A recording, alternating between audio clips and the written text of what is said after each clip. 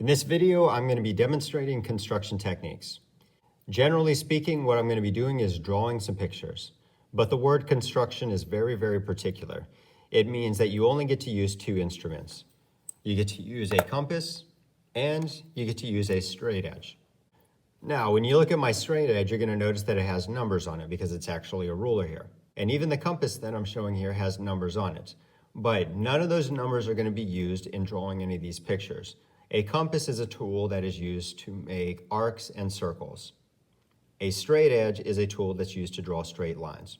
We will not be allowed to use measuring devices such as rulers and protractors. Okay, now the tool that I'm actually going to be using when I do all these techniques is sort of a combination of these two, which is this thing here. Okay, the compass has a pointy part, then it has a pencil here. The point is going to be the center of any circle or arc that you want to make. Okay, so if I were interested in making a circle around this, I would just put the point here, the pencil, I'd match it up with that point, and then just pivot around that pointed part to make a circle. It can be used, it takes a little bit of practice, but it is a bit of a complicated one. The tool that I'm going to be using is this. It's technically referred to as a compass, okay, but it has a straight edge built into it as well. Okay, instead of using the pointy part to center it, what I do is use this little eyelet. Just make sure that the center is right through there, okay? Just hold it down there, and then I can move this piece out, sort of like opening up the other compass. I can move this part out to whatever I need. Suppose I want to measure out to there. And it's a little bit tricky to get them in the right spot, but once you do, you've got it. And then your pen or pencil, you just put into that little hole so that you can make an arc. Okay, so for our first construction technique, what we're going to do is duplicate a segment. We're going to draw it in a different location, but it's going to be the same length as the segment that's shown there. Okay, and to start that off, I'm going to begin with just a straight line somewhere that would be longer than this. Okay, I'm going to give it one well-defined endpoint, which will be here. Let's go ahead and call that point A, let that be A prime. Okay, so what I'm looking for is another point. Let's call that point B. That would mean that I'm looking for B prime. And B prime is going to be along that line, the right distance out, that would be comparable to A and B. Okay, so now going back to my compass, I had already measured a length from A to B when I moved this piece out. Okay, so it's already set there, there's no reason to change it. I'm going to take my compass and center it at A prime here, and then just make an arc that goes through the line that I drew. And the point of contact is going to be B prime. Okay, and then you've got some extra things you can choose to erase if you want. You could get rid of the extra stuff they have here. I'm going to leave a little bit just for the sake of the picture. And you can also remove a little bit of the arc that we have there. Okay, so if all you really wanted was A prime to B prime, you can just take that out, and take that out. But I'm going to leave them for the sake of just keeping them in there. Okay, so the idea behind why this works is that every point that would be along this arc is going to be equidistant from A. Okay, because we're really just drawing part of a circle. And the distance out is just the radius. So any point that is on that arc is equidistant from point A. Okay, so when I go over here and I draw that arc, every point that would be along that arc is the same distance away from A prime. But the one point in particular that I want is the point of contact here, which is at B prime. For example 2, we're going to be duplicating angles. And as we go through the examples, I hope you notice that they get a little bit more interesting from one to the next. A little bit more clever in how we approach these things. Okay, so to duplicate an angle, what I'm going to start with is a picture of just one of the rays.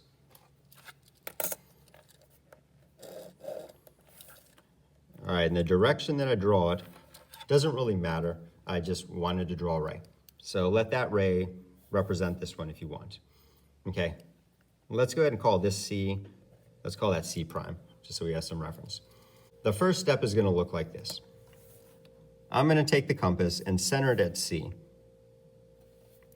Then I'm going to move this part in until I have a measurement that does not go beyond the ends of the arrows. You don't want it to be super close to the center, but you can't go past the edges there. That should be pretty good. And I'm going to make an arc that goes all the way across. So I get 2 points of contact.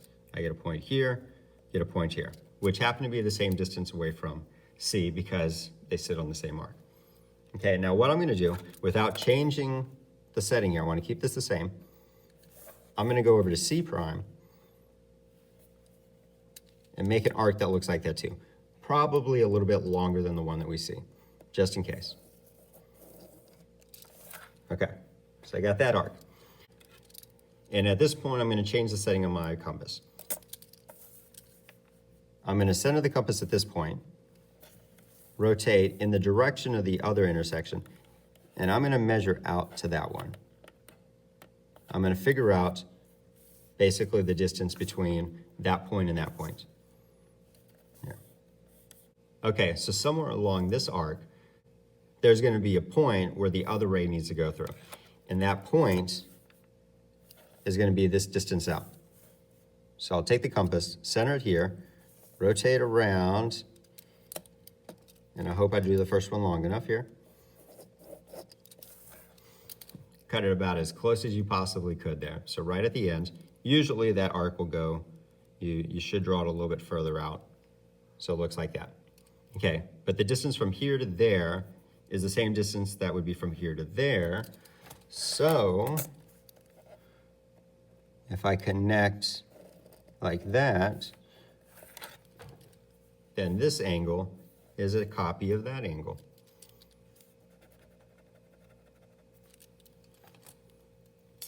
And if you want to, you can add one more little arc just for the sake of helping you remember.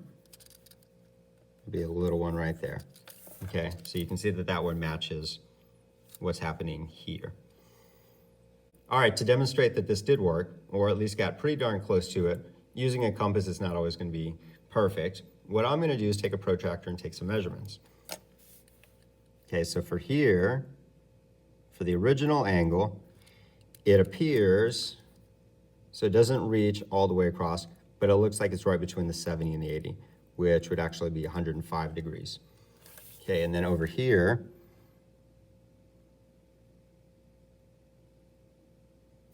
it looks like we get the same thing, right between 70 and 80, which should be at 105 degrees.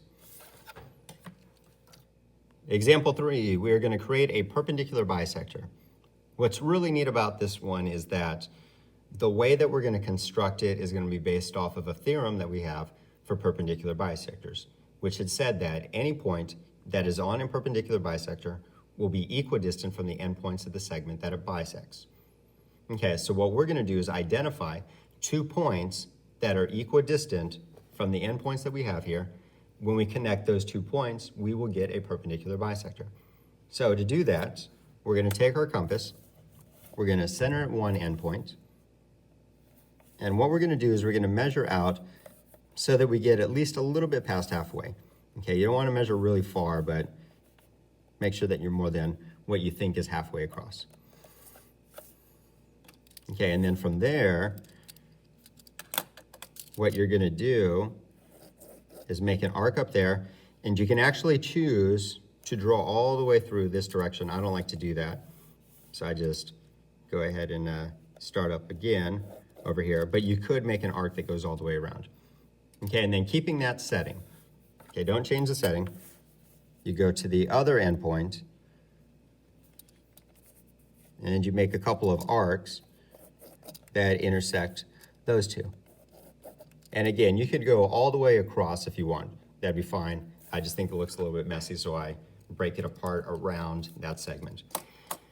But these 2 points, here and here, are going to be equidistant from the endpoints because I didn't change the setting on the compass, which means that if I connect them, then this is a perpendicular bisector to the original segment. You get the right angle and you get the bisecting. That would be there. And then if you got a little bit too much in this area here, you can just take some of that stuff out.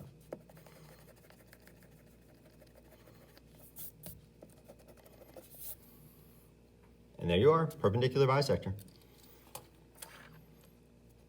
For example 4, we're going to create an angle bisector. Okay, and this, like the perpendicular bisector, is going to be based off of a theorem that we know, which is that any point along the angle bisector is equidistant from the two sides of the angle.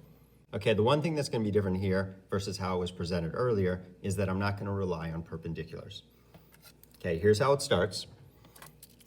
We're going to take our compass and center it at the vertex, and we're going to measure out so that we can intersect, when we draw an arc, we can intersect both of the sides here, okay? You don't want it too close to the center, but you don't need it to be really far out. All right, so these 2 points of contact, here and here, are gonna be equidistant from the vertex. Okay, so in a way, they're kind of like the same point, but on the 2 different sides. All right, from those points, we're gonna find one more point, which is equidistant from those 2. See, the vertex is already equidistant from it. We're gonna look for one other point that would be equidistant from these 2 points, which I'm gonna place out here. Okay, so I'm gonna take my compass, and at this time, you can change the setting if you want to. Doesn't make a difference. But what you wanna be able to do is make an arc that's out there in the middle, somewhere where you think the angle bisector is gonna go through, okay? All right, so there's an arc. And keeping the same setting, go over to here, and make another arc. And that point of contact is going to be equidistant from these 2 points. So the angle bisector is this.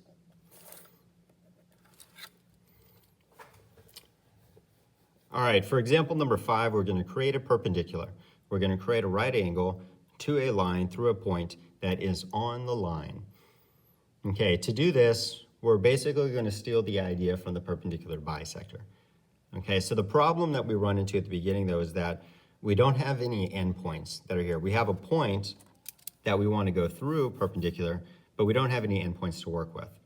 Okay, so what I'm going to do is create a couple of endpoints that are equidistant from that given point. Okay, so with the compass, I'm going to center there and measure out just some distance out, not too far. So I can probably just leave the setting as it is, and mark here and here. So these 2 points are equidistant from that one, the one that I want to go through. In other words, this point is a midpoint to these 2. Okay, so now what I'm going to do is center the compass at these 2 points I've created, but I'm going to change the setting here, because if I don't, I'm just going to go right through the midpoint. So I'm going to extend it out a little bit further, about here, and I'm going to make an arc out there, go down to the bottom, go ahead and make an arc. Again, you could go all the way through, but it'll look a little bit messy, I think. Keep that setting. It's important you don't change it here. Make an arc up top. Make one at the bottom. And these 2 points are equidistant from these 2 points, which means that when I connect them, I get a perpendicular bisector to those 2 points. And this happens to be the midpoint of them. So if everything went right, when these are matched up, that's going to sit right on the middle. All right, so there's my perpendicular at a point.